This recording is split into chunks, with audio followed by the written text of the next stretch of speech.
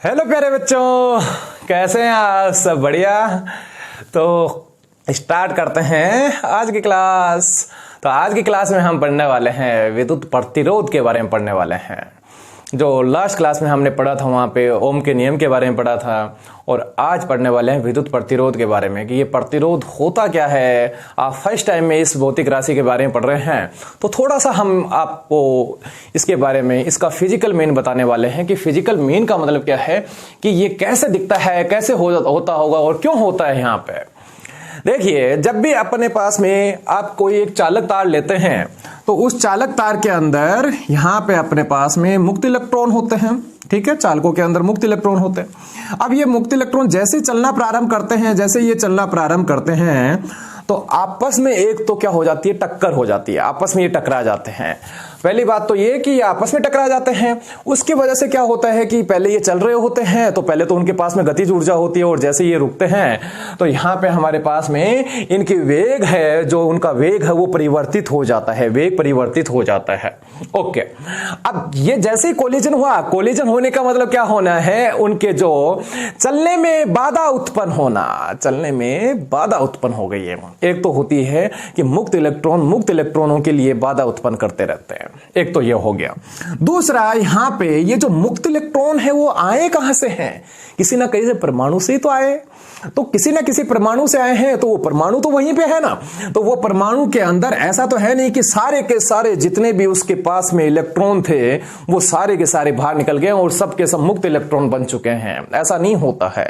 तो कुछ है उसके पास में है भी, मतलब उनको क्या कहा जाता है, बद्ध इलेक्ट्रॉन बोला जाता है, जो अपन ने फर्स्ट क्लास के अंदर ही बात कर चुके हैं। अब वो जो बद्ध इलेक्ट्रॉन होते हैं वो तो चलते नहीं हैं, वो नहीं चलते हैं। तो जैसे मान लीजिए ये मेरे पास में छोटा, ये तो परमाणु है और इसके अंदर ये इलेक्ट्रॉन यहां घूम रहा है। अब ये इलेक्ट्रॉन जैसे घूम रहा है तो ये इलेक्ट्रॉन आएगा यहां से, ये फ्री वाला इलेक्ट्रॉन है, जो मुक्त इलेक्ट्रॉन है वो आएगा और ये बद्ध इलेक्ट्रॉन से टकराएगा, और बद्ध इलेक्ट्रॉन से टकराएगा तो यहां पे क्या होने वाली है, बाधा आ गई है। और इसी बाधा को क्या कहा जाता है, प्रतिरोध कहा जाता है प्यारे बच्चों। मतलब कहने का मतलब, जब रोड के ऊपर गाड़ियां चलती हैं तो वहां पर रोड के ऊपर खूब सारे गड्ढे बने हुए हैं, छोटे छोटे मान लीजिए गड्ढे बन गए हैं। तो गड्ढे बनने की वजह से वहां पे गाड़ी की स्पीड के ऊपर फर्क पड़ता है, गाड़ी की स्पीड कम हो जाती है। मतलब जो स्पीड के लिए बाधा कौन बन रहे हैं, वो गड्ढे बन रहे हैं, और वही गड्ढे यहाँ पे कौन है, ये चीजें हैं। तो कहने का मतलब किसी चालक तार के अंदर मुक्त इलेक्ट्रॉनों के प्रवाह में उत्पन्न बाधा क्या कहलाती है, विद्युत प्रतिरोध कहलाता है। ओके प्यारे बच्चों, अब बात करते हैं इसके बारे में। आप इसका फिजिकल मीन समझ चुके हैं कि क्यों ये डेवलप होता है और इसकी क्या रिक्वायरमेंट है या नहीं है, ये सारी चीजें। यदि प्रतिरोध नहीं हो, मान लीजिए प्रतिरोध का मान 0 हो जाए, तब क्या होने वाला है, तब ये होने वाला है कि यहां पे हमारे पास में जैसे इन फ्री इलेक्ट्रॉनों को आप इनको ऊष्मा प्रदान करवा देंगे, मतलब कुछ ऊष्मा से इसको एनर्जी दे देंगे, तो ये गति करना प्रारंभ करेंगे, और गति करना प्रारंभ करेंगे तो यहां पे ये हमेशा हमेशा गति करते ही रह जाएंगे। क्यों गति करते रह जाएंगे प्यारे बच्चों, प्रतिरोध का मान तो 0 हो चुका है, और प्रतिरोध का मान 0 होने की वजह से यहां पे इसको कोई रोकने वाला नहीं है। तो ये कब रुकेगा, कभी रुकने वाला नहीं है, क्योंकि उसके पास में वो ऊर्जा उतनी बनी रहेगी हमेशा हमेशा।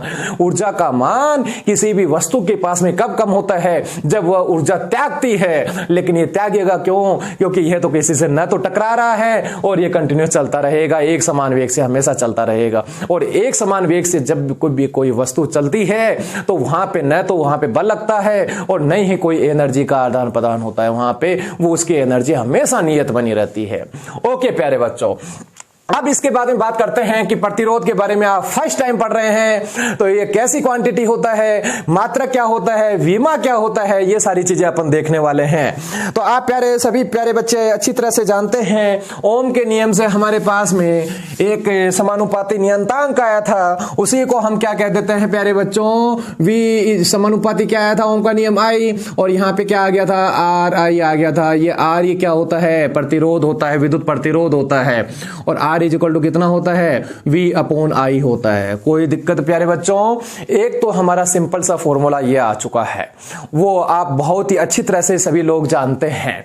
इसके अलावा हमारे पास में एक फॉर्मूला ये आया था, R is equal to rho L upon A, और एक फॉर्मूला आया था हमारे पास में R इज इक्वल टू, याद कीजिए वहां पे हमारे पास में ml upon n e square a square a tau आया था। ठीक है भाई प्यारे बच्चों, तो एक फॉर्मूला ये हो जाएगा R is equal to ml upon n e square a tau, ये आ गया। तो ये मेरे पास में 3 फॉर्मूले आ रखे हैं और ये वाला जो फॉर्मूला बना है प्यारे बच्चों इसी से बना है। कैसे देखिए यहाँ पे हमारे पास में ये वाला जो फॉर्मूला है इसके अंदर R is equal to m और ये वाला पार्ट अलग कर दीजिए आप n e स्क्वायर टाउ और ये हमारे पास में L अपॉन a। मतलब कहने का मतलब ये कौन है, ये हमारा रो है, प्रतिरोधकता है प्यारे बच्चों।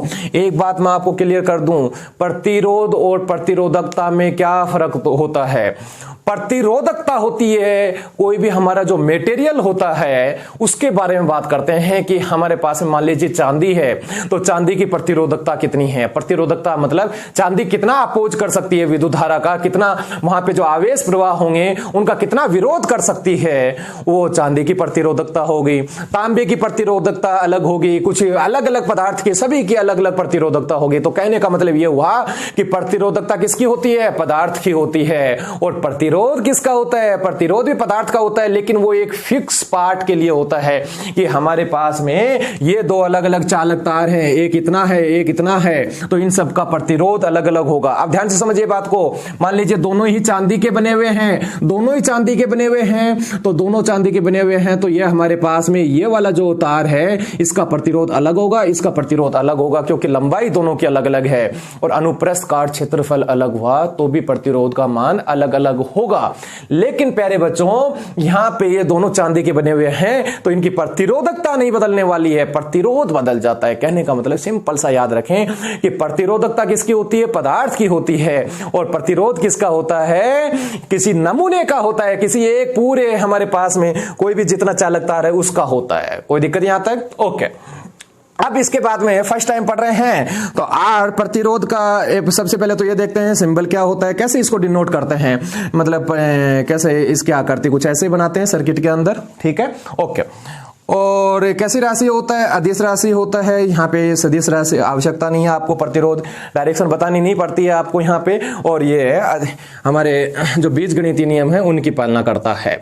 अब बात करते हैं अपन यहाँ पे मात्रक की बात कर लेते हैं। तो मात्रक क्या हो जाता है प्यारे बच्चों, आप फॉर्मूले से देख सकते हैं V अपॉन I तो कितना हो जाएगा, वोल्ट अपॉन एम्पियर। और साथ में ओम ने इस पे ज्यादा काम किया तो ओम के लिए भी यूज करते हैं, तो ओम भी यूज कर लेते हैं, उसका कुछ ऐसा सिंबल बना दिया जाता है। ठीक है, ओके। अब इसके बाद में बात करते हैं प्यारे बच्चों वीमा। वीमा किससे निकालेंगे, मात्रक और वीमा हमेशा याद रखिएगा प्यारे बच्चों, हमेशा कैसे निकालनी है आपको, मात्रक वीमा हमेशा आपको ये जो फॉर्मूला दे रखा है आपको फॉर्मूला याद रखना है, वहीं से आपको निकाल लेनी है। तो फॉर्मूला क्या है, V अपॉन I। V के लिए क्या होती है वीमा, m1 L की पावर 2 T की पावर -3 A की पावर -1। बच्चों थोड़ा थोड़ा याद रखें, कुछ की याद रखें, वरना अदरवाइज आपको याद नहीं भी है तो आप V का क्या फॉर्मूला होता है पीछे रख के निकाल के लिए आइएगा। तो विद्युत धारा के लिए कितना होता है, A की पावर 1 होता है। पूरा कैलकुलेट करके लिखेंगे तो कितना हो जाएगा, m1 L की पावर 2 T की पावर -3 A की पावर -2 हो जाएगा। ये किसकी विमा हो जाएगी, ये हमारी प्रतिरोध की विमा हो जाएगी। ठीक है प्यारे बच्चों, तो ये तो हमारे पास विद्युत प्रतिरोध के बारे में कंप्लीट हुआ। अब विद्युत प्रतिरोध किस किस पे निर्भर करता है, विद्युत प्रतिरोध देखिएगा किस किस पे निर्भर करता है। आप फॉर्मूले के अंदर देखिए, मैंने लास्ट क्लास में आपको बताया था प्रतिरोध V और I पे निर्भर नहीं करता है, प्रतिरोध हमारा निर्भर करता है यहां पे हमारे पास में इस फॉर्मूले के अंदर देखिए, इलेक्ट्रॉन का द्रव्यमान ये तो बदलने वाला नहीं है भाई साहब, कभी भी इलेक्ट्रॉन का द्रव्यमान नहीं बदलने वाला, इलेक्ट्रॉन का आवेश ये भी नहीं बदलने वाला है, और L और A मतलब ये बदल सकते हो आप, कोई बच्चा है लंबाई ज्यादा ले ले, कोई बच्चा लंबाई कम ले ले, ओके, और कोई अनुप्रस्थ काट क्षेत्रफल ज्यादा ले ले, किसी का मोटा वायर ले ले और कोई पतला ले ले। तो मतलब R पहला तो किस पे निर्भर कर रहा है, R समानुपाती है, लंबाई पे निर्भर कर रहा है। दूसरा समानुपाती का रिलेशन है, जितनी ज्यादा लंबाई उतना ही ज्यादा प्रतिरोध, जितनी कम उतना ही प्रतिरोध कम, ओके। और अनुप्रस्थ काट क्षेत्रफल के साथ में कैसा रिलेशन आएगा, व्युत्क्रमानुपाती का। तो मतलब कहने का मतलब ये हुआ मोटे वायर का प्रतिरोध कम होता है, पतले वायर का प्रतिरोध अधिक होता है। अब इसके बाद में बात करते हैं और चीजें बच गई हैं, और चीजें क्या बच गई हैं, मुक्त इलेक्ट्रॉन घनत्व। ये मुक्त इलेक्ट्रॉन घनत्व किस पे निर्भर करेगा, आपको पता है चांदी के अंदर मुक्त इलेक्ट्रॉन ज्यादा होते हैं तो वहां पे घनत्व का मान ज्यादा होगा, और जो कुचालक पदार्थ होते हैं उनके अंदर मुक्त इलेक्ट्रॉन कम होते हैं तो वहां पे मुक्त इलेक्ट्रॉन घनत्व कम होगा। तो कहने का मतलब ये हमारे पदार्थ की प्रकृति पे निर्भर करता है। स्मॉल n का मान है वो किस पे निर्भर करता है, पदार्थ की प्रकृति पे निर्भर करता है, मुक्त इलेक्ट्रॉन। तो अलग अलग पदार्थों के लिए प्रतिरोध का मान अलग अलग होता है। अब इसके बाद में थर्ड ये पॉइंट कंप्लीट हुआ।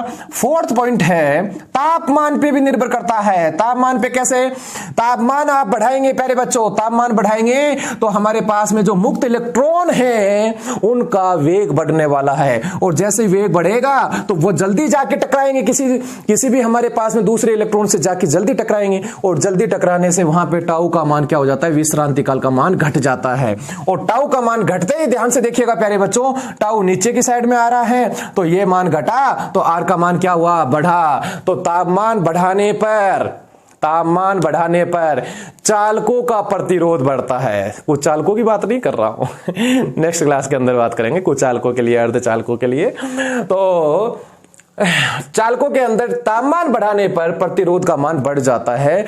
क्यों बढ़ जाता है, इसलिए बढ़ जाता है क्योंकि वहां पे जो टक्करें हैं वो फास्ट होने लग जाती हैं, और इसी की वजह से प्रतिरोध बढ़ जाता है। ठीक है प्यारे बच्चों, ओके। अब बात करते हैं प्रतिरोधकता की, बात करते हैं। देखिए प्रतिरोध और प्रतिरोधकता में क्या डिफरेंस होता है मैं एक बार बता चुका हूं, फिर से वापस से बता रहा हूं आपको। ये मैं चीज इधर वाली हटा देता हूं। प्रतिरोध और प्रतिरोधकता में क्या फर्क होता है, ये जो मेरे पास में फॉर्मूला आ रहा है ये प्रतिरोध का आ रहा है। अब प्रतिरोधकता वाला कौन सा होगा, देखिए आर, मैं कहना चाहता हूं कि आपको पता है कि जो किसी भी चालक का जो प्रतिरोध होता है वो क्या क्या होता है भाई साहब, वो लंबाई के तो समानुपाती, इसी फॉर्मूले से कह सकते हो, लंबाई तो समानुपाती होता है और अनुप्रस्थ काट क्षेत्रफल के व्युत्क्रमानुपाती होता है।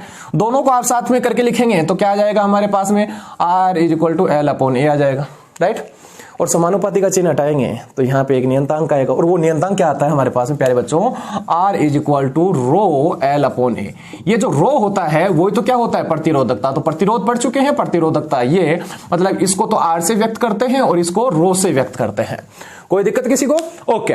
अब यहां पे देखिए इसी फॉर्मूले से मैं इसका कंपेयर करता हूं तो कितना आने वाला है, रो की वैल्यू कितनी आने वाली है, रो = आने वाला है प्यारे बच्चों mNE²A के आने वाला है।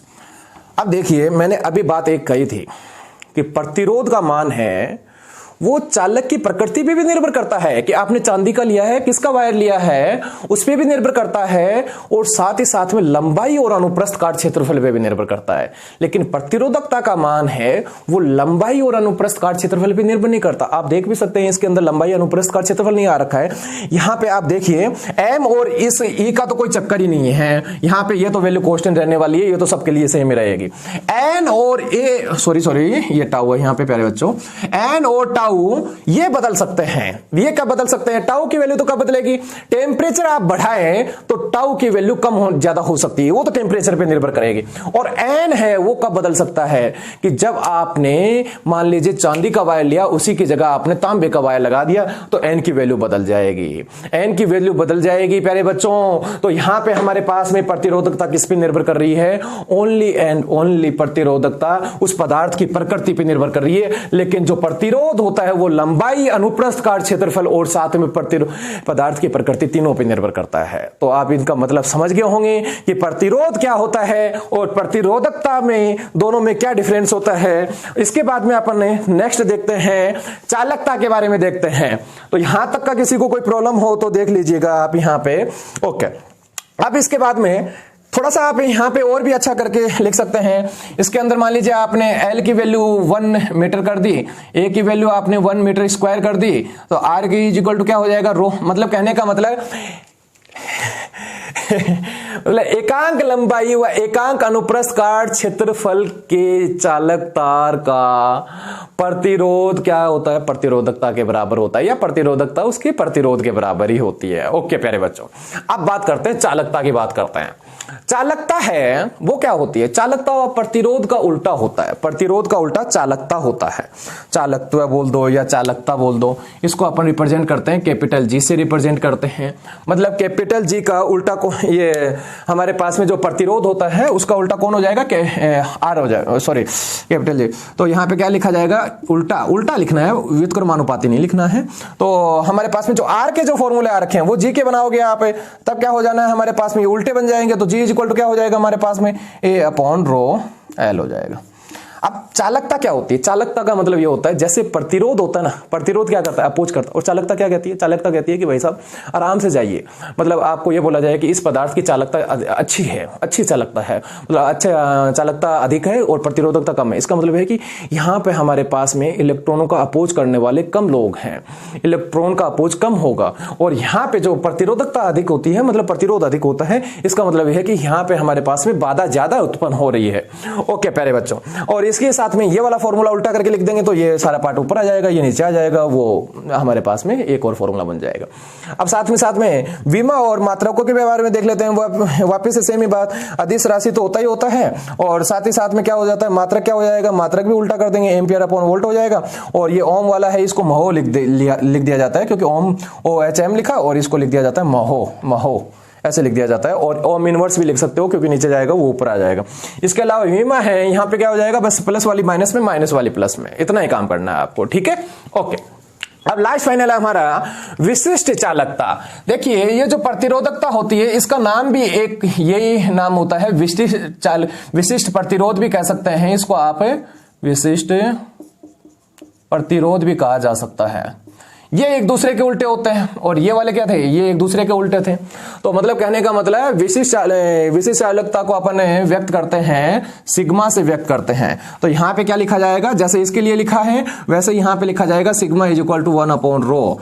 तो हमारे पास में जो रो वाले फॉर्मूले आए हैं, इसका ये फॉर्मूला आया है, तो सिग्मा के लिए क्या हो जाएगा हमारे पास में NE² टाउ अपॉन m हो जाएगा। इसका मतलब ये है विशिष्ट चालकता का मतलब ये किसी एक पर्टिकुलर एक नमूने के लिए बात की जा रहा है, और वहां के लिए हमारे पास में विशिष्ट चालकता का फॉर्मूला ये आया। आप यहाँ पे इसमें अंदर भी देख सकते हैं, टाउ ऊपर की साइड में चला गया, एन ऊपर की साइड में। और याद रखिएगा जिस पदार्थ की प्रतिरोधकता का मान अधिक होता है उसकी वहां पे हमारे पास में विशिष्ट चालकता का मान है वो क्या होता है, कम होता है। उल्टा रिलेशन है ना हम। ओके, तो जिनका प्रतिरोध अधिक होगा उनकी चालकता चालकता कम होगी, और जिनका प्रतिरोध का मान कम होगा जिनका प्रतिरोध अधिक होगा उनके विशिष्ट चालकता का मान और चालकता का मान कम होगा। ठीक है, तो ये जो वर्ड्स हैं इनके सभी का मतलब जान लिया अपन ने, और जो विद्युत प्रतिरोध के बारे में उसका फिजिकल में क्यों वो डेवलप होता है, और ये सारी चीजें अपन इस लेक्चर के अंदर बात कर चुके हैं। अगली क्लास के अंदर अपन पढ़ने वाले हैं कि जो टेम्परेचर बढ़ाने पर, तापमान बढ़ाने पर प्रतिरोध कितना परिवर्तित होता है और कैसे परिवर्तित होता है, ये सारी बातें करने वाले हैं। ओके बच्चों, बाय बाय।